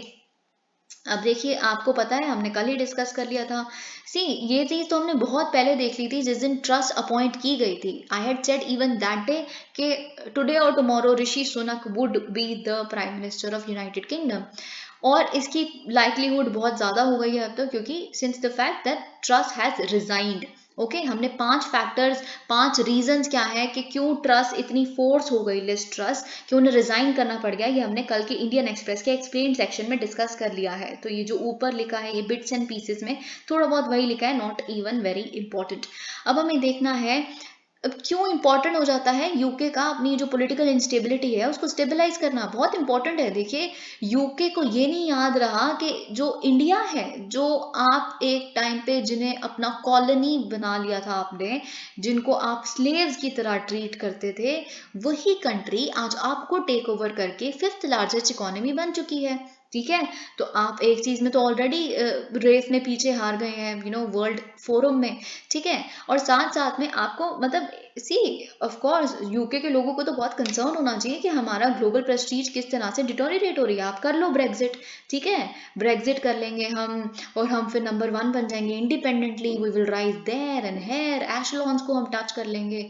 ब्रेग्जिट के बाद जो हो रहा है वो बुरा ही है। इतना पेनफुल सिनेरियो जो आज यूके देख रहा है वो कहीं ना कहीं it is a fall out of Brexit only. Okay, अब आप समझेंगे ब्रेग्जिट बहुत पुराना कॉन्सेप्ट हो चुका है, 2016 2019 तक के लिए तो इम्पोर्टेंट था, अब इम्पोर्टेंट नहीं है। यू नेवर नो, क्योंकि अब पैटर्न ऐसा है कि पिछले 3-4 साल पहले जो इम्पोर्टेंट हुआ करता था वो अब उसको थोड़ा बहुत कनेक्ट करके आज की सिचुएशन से क्वेश्चंस पूछे जा रहे हैं। सो आई विल रेकमेंड कि आप ब्रेग्जिट को, उनके फॉल आउट्स को, कि क्या ब्रेग्जिट अब दूसरी कंट्रीज को डिस्करेज करेंगी यूरोपियन यूनियन को छोड़ने के लिए, आप पढ़ें इस सबको। ठीक है, आप इन तरह की सिचुएशन जो यूके आज सफ़र कर रही है ये भी लिख सकते हैं कि फिफ्थ लार्जेस्ट इकोनॉमी का स्टेटस भी खो दिया, ये सब कुछ आप लिख सकते हैं। ठीक है, at a dangerous moment in the global political economy when Russia's invasion, आपको पता है ये सब क्यों हो रहा है, क्योंकि रशिया ने इन्वेड कर लिया है यूक्रेन को, तो नेचुरल गैस सप्लाई आ नहीं रही यूरोप के पास और यूके के पास। इससे क्या हो रहा है कि हाउस होल्ड बिल्स जो हैं एनर्जी के वो राइज हो गए हैं, क्राइसिस ऑफ लिविंग आ गया है वहाँ पे। ठीक है, ये सब कुछ आप देख सकते हैं। The Conservative Party needs to ensure that a competent PM, एक कंपीटेंट पीएम की जरूरत है कंजर्वेटिव पार्टी को, और उनका कैबिनेट इस तरह का होना चाहिए जो फटाफट से इंस्टॉल किया जाए और it should actually get to work, काम करना शुरू कर दें। ओके, पब्लिक मूड ये सजेस्ट करता है, एक पोलिंग कंडक्ट की गई, एक सर्वे कंडक्ट किया जिसने ये बताया है कि कंजर्वेटिव पार्टी 2025 में जब इलेक्शंस होंगे तब हम उनको बिल्कुल भी पावर में नहीं लाएंगे, we will vote for the Labour Party. ठीक है, तो ये चीज, the revolving door and the 10 Downing Street might see former chancellor Rishi Sunak, जैसे हमने देखा वो अपॉइंट होते हुए 1 साल के अंदर अंदर हमें दिख जाएंगे। ठीक है, ये चीज़ यहाँ पे बोली गई है। साथ ही साथ में आपको ये पता होना चाहिए एक कैंडिडेट जो दूसरे हैं वो बोरिस जॉनसन भी है। ठीक है, जो अभी बहुत रिसेंटली प्राइम मिनिस्टर हुआ करते थे, जिन पे बहुत सारे स्कैंडल्स का बहुत सारे एलिगेशन लगी, जिस तरह से कोविड-19 में वो पार्टीज कर रहे थे, पब्लिक उनके खिलाफ हो गई, खुद वो सबको कह रहे हैं कि बाहर नहीं निकला और आप पार्टी कर रहे हो अपने फ्रेंड्स के साथ, बहुत तरह के स्कैंडल्स भी उन पे लग गए। अब बोरिस जॉनसन खुद भी दोबारा लड़ने वाले हैं ऋषि सुनक के खिलाफ, अगेंस्ट। ठीक है, तो एक तो कैंडिडेट ये हो गए। अब बहुत लोगों का ये कहना है बोरिस जॉनसन अगर लड़ेंगे, अगर वो बाय चांस उनको अपॉइंट भी कर दिया गया prime minister, it would be like a catastrophe for the country. The immediate task at the hand for whoever, जो भी अपॉइंट होता है इससे कोई फर्क नहीं पड़ता, पर इमीडिएट टास्क गवर्नमेंट का ये है जो भी बनेगी कि आप सबसे पहले यूरोप के टाइज जो हैं, यूरोप के साथ जो आपके टाइज थे उनको रिवाइव करें, उनको सुधारें। ब्रेग्जिट बस हो गया, ब्रेग्जिट हो गया, पर उनको अपना एनिमी बता देना बार बार सिर्फ पॉलिटिकल पावर गेन करने के लिए इज रॉन्ग, क्योंकि यूरोप से अपनी ट्रेड लिंक्स आप रिस्टोर नहीं करेंगे, सप्लाई साइड बॉटलनेक्स तब तक रहेंगी ही रहेंगी। ठीक है, आपकी हेल्प आज कौन सी कंट्री कर पाएगी, कोई भी नहीं। You were friends with those countries back then and now there's no country to help you out. Okay, तो आप ट्रेड सुधारें and to rework immigration policies. आप कहते हैं, आपकी मिस ब्रेवरमैन, स्यूला ब्रेवरमैन ने क्या कहा था, हम तो इंडिया के साथ ट्रेड डील बिल्कुल साइन ही नहीं करेंगे, इंडियंस इतने गंदे होते हैं, यहाँ पे आ जाते हैं और हजारों सालों के लिए यहाँ बस जाते हैं, उनके बच्चे फिर वही। इट इज़ वेरी आयरॉनिक, क्योंकि ब्रेवरमैन खुद एक इंडियन की बेटी हैं जो वहाँ पे माइग्रेट करके गए थे और फाइनली यूके के कैबिनेट में आपको एक पोजीशन भी दी गई थी। तो आप इस इमिग्रेशन थॉट को जो इतना कंजर्वेटिव है, जो एंटाई पीपल है, एंटाई पीपल ट्रांसफर्स है, उसको थोड़ा सा हटाइए, क्योंकि आपकी कंट्री को प्रोडक्टिविटी की जरूरत है। आपकी लेबर फोर्स अगर नहीं दे सकती तो आप इंडिया जैसी कंट्री से प्लीज लाइए उस तरह का वर्क फोर्स। ठीक है, and online fight where children need to be saved. अब देखिए, आपको रिसेंटली याद होगा हमने डिस्कस किया था ऑपरेशन मेघ चक्र, जो सीबीआई और इंटरपोल ने मिलकर कंडक्ट किया था, जिसमें क्या हुआ था, उस ऑपरेशन के तहत जो ऑनलाइन सर्कुलेट हो रहा था या शेयर हो रहा था चाइल्ड सेक्सुअल अब्यूज या अब्यूसिव मटेरियल, उसके खिलाफ, ठीक है। Using cloud based storage was supposedly based on inputs receive. हमने क्यों शुरू किया था ऑपरेशन मेघ चक्र? स्पेशली पैंडेमिक के टाइम पे, क्योंकि हमें ये इनपुट मिला था कि इस तरह का मटेरियल सर्कुलेट हो रहा है इंडियन सोर्सेज द्वारा। ये किसने दिया था? इंटरपोल के सिंगापुर स्पेशल यूनिट ने। और सिंगापुर को किसने दिया था? न्यूजीलैंड से इंफॉर्मेशन आई थी, ठीक है। और साथ ही साथ में नवंबर 2021 में भी हमने एक सिमिलर एक्सरसाइज कंडक्ट की थी सीबीआई और इंटरपोल ने मिलकर, जिसका नाम था ऑपरेशन कार्बन। वो भी इस तरह के ऑनलाइन सेक्सुअल अब्यूसिव मटेरियल के खिलाफ ही थी, which was actually under which बहुत सारे लोगों को बुक किया गया था, चार्ज किया गया था आईटी एक्ट 2000 के तहत, ठीक है। तो हमें देखिए बेसिकली एडिटोरियल में क्या देखना है, कुछ कुछ एग्जाम्पल्स।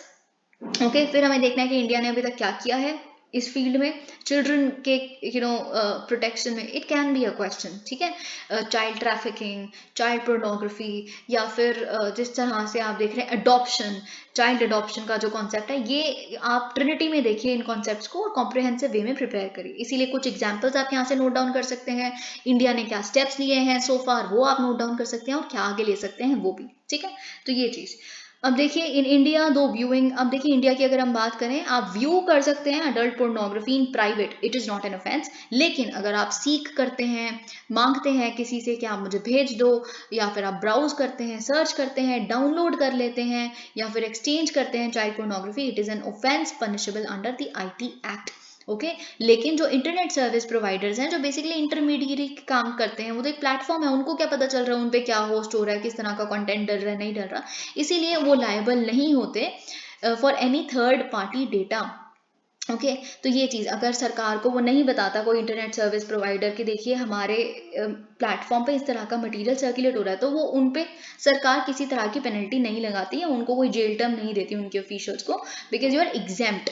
ओके आईटी एक्ट के तहत, as the public reporting of circulation of online CSAM is very low and there is no system of automatic electronic monitoring. India's enforcement agencies are largely, अब देखिए हमारे पास कोई खुद का एक परमानेंट मैकेनिज्म नहीं है इस तरह का रिपोर्टिंग, ना ही हमारे पास कोई ऐसा ऑटोमेटिक इलेक्ट्रॉनिक मॉनिटरिंग है कि जैसे ही इस तरह का कंटेंट दिखे किसी इंटरनेट सर्विस प्रोवाइडर पे, वो ऑटोमेटिकली रिपोर्ट कर देंगे सरकार को और फिर उस पर केस हो जाएगा, या जो भी, इस तरह का कोई मैकेनिज्म है ही नहीं।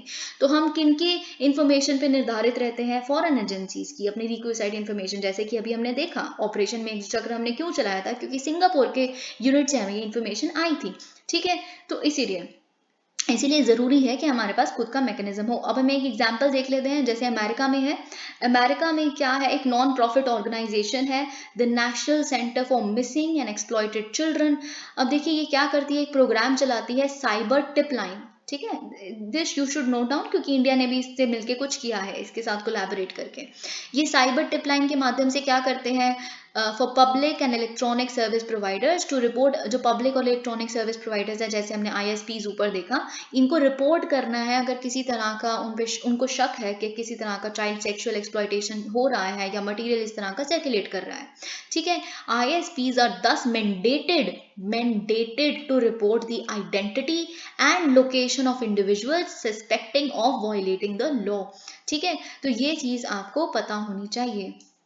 ओके तो साइबर टिप लाइन आप जरूर एग्जाम्पल के रूप में नोट करें, ठीक है। तो हम देख लेते हैं यहाँ पे क्या लिखा है। ओके साथ ही में एक और यहाँ पे आपको मिलता है इन होप एक ग्लोबल नेटवर्क है ऑफ 40 हॉटलाइंस क्या होती है, अगर कोई कंट्री मेंबर बनना चाहती है इन होप का, तो उनको एक हॉटलाइन एस्टैब्लिश करनी पड़ेगी। एक इंटरनेट मैकेनिज्म है रिपोर्टिंग, रिपोर्टिंग मैकेनिज्म हम कह सकते हैं कि इंटरनेट को अगर कभी भी जैसे इंटरनेट पे किसी को पता चला तो आप इस मैकेनिज्म के थ्रू रिपोर्ट कर सकते हैं। ये हॉटलाइन है जो एक दूसरे से कनेक्टेड है नेटवर्क के रूप में ग्लोबली, और फिर एक दूसरे को इन्फॉर्मेशन एक्सचेंज कर सकते हैं, ठीक है। इस तरह का कोई भी मटेरियल उन्हें पता चले तो इन होप जो है, जिसमें 46 developing countries, if I am not wrong, member countries, 46 member countries जो इनका पार्ट है, अराउंड 50 हॉटलाइंस के माध्यम से provides the public with a way. अब इससे पब्लिक क्या कर सकती है, इस इंटरनेट मैकेनिज्म के थ्रू एनोनिमसली, आपका नाम पता कुछ नहीं आएगा अगर आप रिपोर्ट कर देते हैं इस तरह का सेक्सुअल अब्यूसिव मटेरियल को, ठीक है। क्यों? क्योंकि एक सिक्योर आईटी प्लेटफॉर्म या आईटी इंफ्रास्ट्रक्चर के माध्यम से आपको रिपोर्ट करना होता है, जिसका नाम है ICAM, IC child abuse material, ठीक है। IC child abuse material. Okay, जो होस्ट करती है इंटरपोल, तो इंटरपोल और इसके बीच में बेसिकली इन होप के बीच में थोड़ा सा कोलैबोरेशन है। And facilitates the exchange of CSAM reports between hotlines and law enforcement agencies. ICAM is a tool to facilitate image video hashing. अब देखिए कभी कभी क्या होता है, डुप्लीकेट इन्वेस्टिगेशंस भी हो सकती हैं। जैसे अगर एक केस आपने रिपोर्ट किया से उस पर इन्वेस्टिगेशन शुरू हो गई, तो किसी और बंदे ने भी अनोनिमसली उसी पे रिपोर्ट कर दिया, तो फिर कुछ तरह के ऐसे हैशटैग्स वगैरह यूज किए जाते हैं जिसके माध्यम से उस प्लेटफॉर्म को पता है ICAM को कि नहीं, डुप्लीकेशन नहीं करी, केस ऑलरेडी इस पर इन्वेस्टिगेशन चल रही है। ठीक है, तो it is a very good platform. अब इंडिया के एफर्ट्स अभी तक क्या देखे हमने वो देख लेते हैं। अगर आपको श्रेया सिंगल केस पता है 2015 में, उसमें सुप्रीम कोर्ट ने क्या रीड डाउन कर दिया था, अनकॉन्स्टिट्यूशनल बता दिया था। Section 79, Clause 3, Subclause B of the IT Act 2000 to mean that the ISP यानी कि internet service provider only upon receiving actual knowledge of the court order, जब तक कोर्ट ऑर्डर आपको नहीं कुछ मिल जाता, या फिर कोर्ट आपको कुछ डायरेक्ट नहीं कर देते, या फिर कोई एप्रोप्रिएट गवर्नमेंट आपको कुछ डायरेक्ट नहीं कर देती कि आप इस तरह का इलीगल कंटेंट रिमूव करें या डिसेबल करें, तो तब तक आप नहीं कर सकते। ठीक है, ओके तो ये चीज़ आप देख सकते हैं, ये सुप्रीम कोर्ट का ऑर्डर था। 10 ISPs, इसीलिए ISPs को एग्जेम्प्ट कर दिया गया कि आप लायबल नहीं है थर्ड पार्टी इन्फॉर्मेशन के लिए। अगर हम बात करें कमलेश वसवानी केस है जो आप हमेशा मेंशन कर सकते हैं। कमलेश वसवानी केस में क्या हुआ था, पिटिशनर से बोला था कि आप प्लीज कंप्लीट बैन लगा दो, 2013 का ये केस है, कंप्लीट बैन लगा दो पोर्नोग्राफी पे। ठीक है, तो देखिए फिर कोर्ट ने इंटरवीन किया, फिर एक एडवाइजरी कमेटी बनाएगी under section 88 of the IT act, जिसने इशूज ऑर्डर्स इशू किए 2015 में ISPs को टू डिसेबल 9 URLs जो बेसिकली थे, जो होस्ट कर रहे थे इस तरह के content in violation of the morality and decency clause of the article 19, जो freedom of speech and expression का एक रिस्ट्रिक्शन ये है कि मॉरल होना चाहिए और डिसेंट होना चाहिए कंटेंट। ठीक है, freedom of speech and expression तो है आपके पास, पर आर्टिकल 19 के तहत। ठीक है, लेकिन अभी ये जो इसमें फुल फ्लेजेड कोई रिपोर्ट नहीं आई है, ये 9 URLs को हटा के थोड़ा ना कोई केस सॉल्व हो जाता है। तो Kamlesh Vaswani case is still pending in the Supreme Court. फिर आया है आरंभ इंडिया। आरंभ इंडिया क्या है, it is a Mumbai based non governmental organisation partnered with IWF and launched India's first online reporting portal in September 2016। सितंबर 2016 में इसने भारत का पहला ऑनलाइन रिपोर्टिंग पोर्टल को एस्टैब्लिश किया था कि वो इमेजेस वीडियोस चाइल्ड अब्यूज के अगर सर्कुलेट हो रहे हैं तो आप रिपोर्ट कर सकते हैं। ये रिपोर्ट देखिए एक्सपर्ट टीम होती है IWF की एनालिस्ट की, वो इसको एनालाइज करते हैं, इन्वेस्टिगेट करते हैं, और जो भी ऑफेंडिंग URLs है तो उनको ब्लॉकिंग लिस्ट में डाल देते हैं। The ministry of home affairs, अब मिनिस्ट्री ऑफ होम अफेयर्स ने क्या किया है, लॉन्च किया है साथ में। अब देखिए ये बात आपको फैक्ट के रूप में पता होनी चाहिए, क्योंकि आप अगर एक स्टेटमेंट आ गई कि साइबर क्राइम रिपोर्टिंग पोर्टल, जो काफी फेमस पोर्टल है, जो अमित शाह जी काफी उसको प्रेज करते हैं, उस अपने इस बेसिकली स्कीम को, पोर्टल को, जो भी आप कह सकते हैं, अपने इस एक्शन को। तो इस साइबर क्राइम रिपोर्टिंग पोर्टल को 2018 में क्यों बनाया गया था, ताकि ऑनलाइन कंप्लेंट्स आप ले सकें, रिसीव कर सके, चाइल्ड पोर्नोग्राफी को परटेन करते हों जो, या रेप, गैंग रेप रिलेटेड जो केसेस हैं। ठीक है, तो फिर जब इसको लाया गया तो क्या हुआ, तो इसमें बहुत सारे, अब देखिए ये साइबर क्राइम रिपोर्टिंग पोर्टल आया तो इसके लिए था, लेकिन क्यों आया था, क्योंकि सुप्रीम कोर्ट की डायरेक्शन आई थी मिनिस्ट्री ऑफ होम अफेयर्स को, एक PIL सबमिट की गई थी सुप्रीम कोर्ट में, प्रज्वला यानी कि हैदराबाद बेस्ड एक NGO द्वारा, that rescues and rehabilitate sex trafficking survivors. तो इन्होंने बोला था, फिर सुप्रीम कोर्ट ने डायरेक्ट किया ऐसा कोई पोर्टल होना चाहिए रिपोर्टिंग, फिर इन्होंने पोर्टल बनाया। ठीक है, तो लेकिन फिर बहुत सारे केसेस चाइल्ड पोर्न या रेप के नहीं आए, तो इस वजह से थोड़ा सा एक्सपैंड कर दिया गया इसके मैंडेट को या फिर इसके फंक्शनिंग को, और it was extended to all types of cyber crime. ठीक है, हरासिंग, बुलिंग, साइबर बुलिंग, ठीक है, all of that. Further the national crime records bureau NCRB signed, NCRB ने एक मेमोरेंडम ऑफ अंडरस्टैंडिंग भी, MOU भी साइन किया हुआ है NCMEC के साथ इन अप्रैल 2019, जो अभी हमने देखा cyber tip line to receive cyber tip line reports. NCRB reports जो साइबर टिप लाइन के, अगर देखिए फॉर एग्जांपल कोई इंडिया रिलेटेड केसेस उनको पता चले, ठीक है, तो साइबर टिप लाइन को, तो फिर हमें बेसिकली रिपोर्ट भेज देते हैं इस MOU के तहत। तो ये सारी चीजें आप देख सकते हैं। NCRB has received more than 2 million cyber tip line reports which have been forwarded to the states for legal action. Okay, अब ये इंपॉर्टेंट है, एक एडॉक कमेटी बनाई गई थी राज्यसभा में जिसको हेड किया था Jairam Ramesh, is a Congress leader. ठीक है, तो उन्होंने रिपोर्ट दी थी अपनी जनवरी 2020 में, ओके उन्होंने बहुत सारी recommendations दी थी on the alarming issue of pornography on social media and its effect on children and society as whole. अब legislative front पे इनकी recommendation ये थी कमेटी की कि आप क्या करें, पहले तो चाइल्ड पोर्नोग्राफी की डेफिनेशन को आप थोड़ा एक्सपैंड करें, ठीक है, और साथ साथ में आप प्रोएक्टिव मॉनिटरिंग, मैंडेटरी रिपोर्टिंग, या फिर आप टेक डाउन कर दें इस तरह के सेक्सुअल अब्यूसिव मटेरियल को, या ब्लॉक कर दें। आईएसपीज करेंगे, अभी तो आईएसपीज तो ट्रांसमिशन को रिपोर्ट ही नहीं करते बहुत हद तक, पर इनको ये मैंडेट किया जाए। साथ में टेक्निकल फ्रंट पे क्या बोला कमेटी ने कि करना चाहिए, इन्होंने रेकमेंड किया परमिटिंग द ब्रेकिंग, आप देखिए एंड टू एंड इंक्रिप्शन होती है व्हाट्सएप पे, ठीक है, तो प्रिवेसी आप कह देते हो कि इस तरह के ये हम प्राइवेट चैट्स हो रही है, तो प्राइवेट चैट्स में पोर्नोग्राफी, अगर चाइल्ड पोर्नोग्राफी एक दूसरे से आप शेयर कर रहे हैं तो इसको ब्रेक करिए अगर इस तरह के केसेस होते हैं तो। साथ ही में आप पार्टनरशिप में आएंगे इंडस्ट्री के साथ ताकि टूल्स डेवलप कर सके एआई को यूज करके। डार्क वेब पे जो इन्वेस्टिगेशन, डार्क वेब पे कितना तरह का इस तरह का मटेरियल सर्कुलेट होता है, तो डार्क वेब पे इन्वेस्टिगेशन लेबल कर सके एआई के माध्यम से। इस तरह के आप इंडस्ट्री के साथ प्रोटोकॉल साइन करिए एंड ऑल ऑफ दैट, ठीक है। तो इन्होंने देखिए अब क्या सजेशन दी है कि इंडिया को इन होप को ज्वाइन कर लेना चाहिए और एक अपनी हॉटलाइन को एस्टैब्लिश कर लेना चाहिए ताकि हम इंटरपोल के सिक्योर आईटी इंफ्रास्ट्रक्चर को यूज कर सकें, ठीक है। हमें साथ में कोलैबोरेट करना चाहिए इंटरनेट सर्विस प्रोवाइडर्स के साथ और फिनेंशियल कंपनीज के साथ by establishing an independent facility such as IWF और NCMEC जो हमने साइबर टिप लाइन के रूप में देखा। जयराम रमेश की जो कमेटी थी उनके रिकमेंडेशंस को भी हमें जल्दी से जल्दी फॉलो करना चाहिए। जो प्रज्वला केस जो भी हमने देखा, कमलेश वसवानी केस जो था, उसको भी एक लॉजिकल एंड तक लाना चाहिए, ठीक है। India needs to explore all options and adopt an appropriate strategy to fight the production and the spread of online CSAN। Children needs to be saved. All right, ये चीज़ यहाँ पे हमने देख ली। कुछ कुछ चीज़ें आपको डेफिनेटली यहाँ से मिलेंगी जो आपको नोट करनी चाहिए थी। Imran Khan barred from election over corruption cases as was expected. आप वैसे तो जब किसी को नहीं हरा पाते, जब कोई ऑपोजिशन आप पे बहुत हाथ भारी हो रहा होता है, तो फिर आप क्या करते हो, जो अभी किया गया है बेसिकली शरीफ सरकार द्वारा, उन्होंने जो फॉर्मर प्राइम मिनिस्टर हैं पाकिस्तान के इमरान खान को डिस्क्वालीफाई कर दिया है कि आप 5 साल तक अब पॉलिटिकल ऑफिस के लिए किसी के लिए भी कॉन्टेस्ट कर ही नहीं सकते, ठीक है। इलेक्शन कमीशन ने पाकिस्तान की ये चीज रूल की है।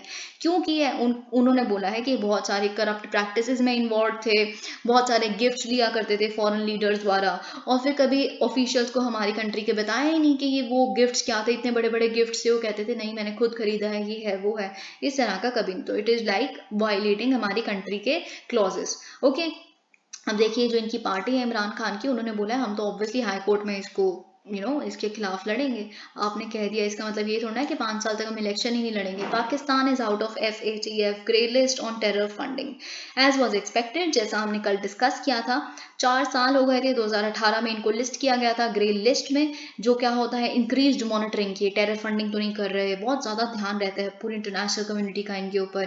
टेरर फिनेंसिंग के लिए क्या स्टेप्स ले रही है पाकिस्तान की सरकार उसको रोकने के लिए, जो पाकिस्तान बेस्ड टेरर ग्रुप्स हैं उनको जेल कर रही है कि नहीं, प्रोसिक्यूशन कर रही है कि नहीं, एंड ऑल ऑफ दैट, ठीक है। तो फाइनली इनको ग्रे लिस्ट से रिमूव कर दिया गया, now it is a normal member, जैसे कि इंडिया है, चाइना है और बाकी कंट्रीज हैं, और right, and penalised with severe, okay 4 years पहले इनको इस तरह के, देखिए जब आप FATF में इंक्लूडेड होती हैं उसी वजह से पाकिस्तान की इकोनॉमी कितनी बर्बाद चल रही है, क्योंकि आपके साथ फिर कोई कंट्री डील नहीं करती, क्योंकि आप एक टेररिस्ट कंट्री के रूप में बेसिकली दिखते हो हर कंट्री को, कोई इन्वेस्टर आपकी कंट्री में आके इन्वेस्ट नहीं करता, कुछ नहीं होता फिर, ठीक है। तो कहीं ना कहीं ये लिंक भी है। अब things would improve probably for Pakistan because they are reeling under a very distressful economic crisis।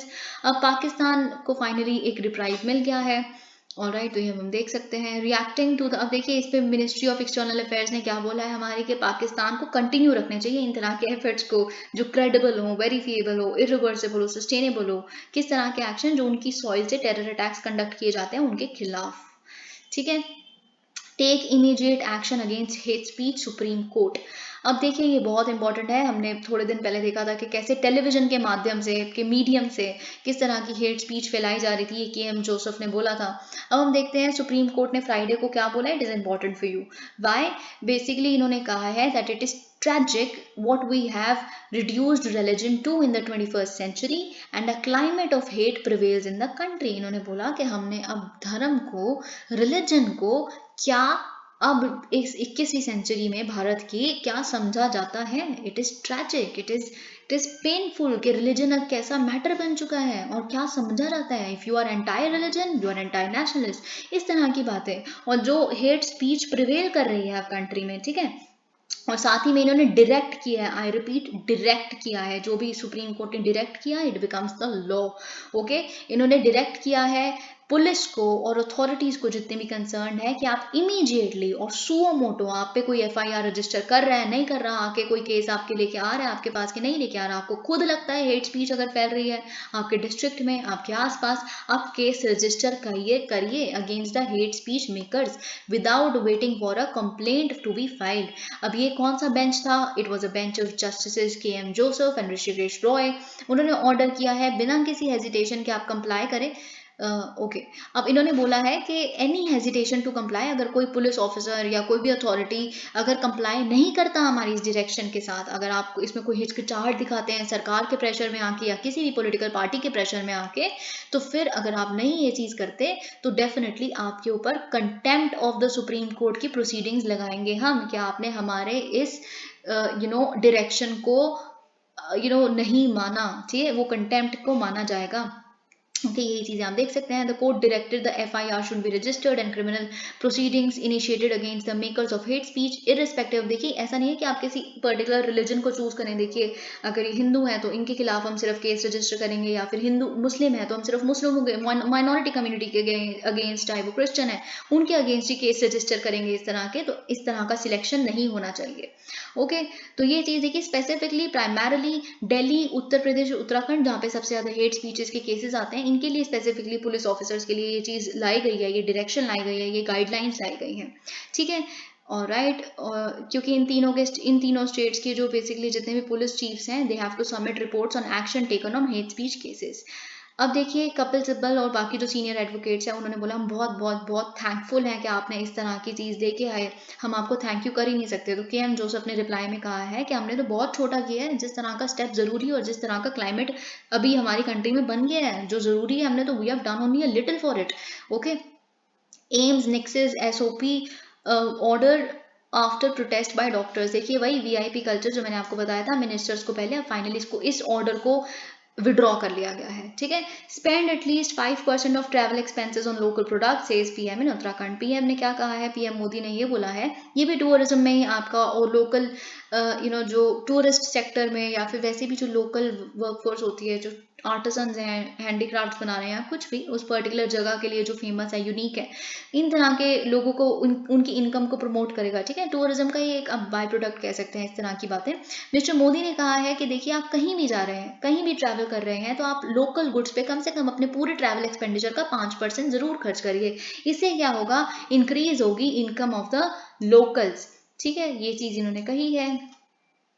Okay, ये हम देख लेते हैं। Shinde government restores general consent to CBI to investigate cases in Maharashtra. तो क्या हुआ है? देखिए, जनरल कंसेंट क्या होता है सीबीआई को? हर स्टेट गवर्नमेंट अगर जनरल कंसेंट दे देती है सीबीआई को, तो उनके अगर स्टेट में किसी भी तरह का सीबीआई को इन्वेस्टिगेट करना है केस, तो स्पेसिफिकली कंसेंट नहीं चाहिए होता दोबारा से उस स्टेट की गवर्नमेंट से। मतलब जनरली आपको अलाउड है कि आप कोई भी केस इन्वेस्टिगेट कर रहे हो, आपको महाराष्ट्र आना है, आप बेझिझक बिना किसी परमिशन के आप यहाँ पे आइए और इन्वेस्टिगेशन शुरू करिए। ये होता है जनरल कंसेंट। अब देखिए, जो इससे पहले की सरकार थी उन्होंने विड्रॉ कर लिया था।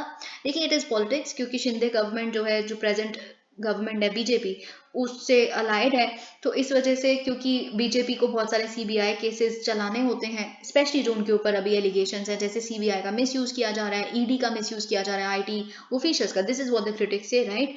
तो इसीलिए अब क्योंकि वही सरकार शिंदे गवर्नमेंट वहां पे एस्टैब्लिश हो गई है, तो शिंदे गवर्नमेंट ने रिस्टोर कर लिया है इस जनरल कंसेंट को महाराष्ट्र में, ठीक है। तो आप ये देख सकते हैं। अब देखिए, are critically endangered great Indian bustards now migrating to Pakistan. कुछ रिपोर्ट्स आई हैं, कुछ फोटोज आई हैं पाकिस्तान से। आपको पता है कि ग्रेट इंडियन मस्टर्ड क्या है? क्रिटिकली एंडेंजर्ड बर्ड है, राइट। और जो हमारे डेजर्ट नेशनल पार्क है, वो काफी सारे स्टेप्स ले रहा है इनको दोबारा बचाने के लिए। आपको पता है सिर्फ 150 यानी कि 150 रह गए हैं राजस्थान के अंदर, और वो पूरे वर्ल्ड की 95% पॉपुलेशन है। पर कुछ रिपोर्ट्स, कुछ इमेजेस आई हैं कि पाकिस्तान का, क्योंकि आपको पता है कि राजस्थान का सिंध डिस्ट्रिक्ट और पंजाब प्रोविंसेस जो पाकिस्तान के ये डिस्ट्रिक्ट हैं वो राजस्थान के बॉर्डर को टच करते हैं, तो इसीलिए ऐसे कुछ रिपोर्ट्स आई हैं कि ग्रेट इंडियन बस्टर्ड अब क्योंकि यहाँ पे हैबिटेट श्रिंक होता जा रहा है इंडिया में, इसलिए पाकिस्तान फ्लाई करके जा रहे हैं, ठीक है। और लेकिन पाकिस्तान में भी क्रिटिकली इंडेंजर्ड ही है GIB, क्यों? क्योंकि वहाँ पे तो हंटिंग ही हो जाती है इस तरह के बर्ड्स की।